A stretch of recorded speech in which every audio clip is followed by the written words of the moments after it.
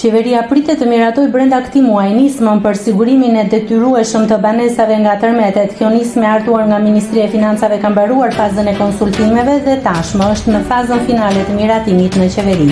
Lajmin e konfirmoi Ministri i Financave Petrit Malaj. Ky projekt ligj do të miratohet në qeveri këtë muaj.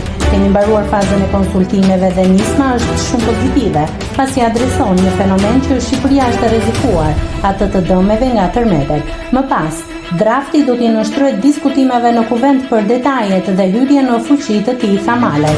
Jemi ende herët për të thënë shifra të tilla. Ajo që është e sigurt që primja apo tarifa që do të vendoset do të jetë e përballueshme nga çdo familje mbi të gjitha. Këtë proces do ta menaxhojë shteti. Pra, do të jetë një agjenci shtetërore që merret me të gjithë ecurinë e procesit, sqaroi Malaj. Nëse klikoni mbi butonin subscribe, do t'ju shfaqen të gjitha publikimet tona. Ju ftoj t'i bëni subscribe kanalit, të pëlqeni videot dhe të lini komentin tuaj.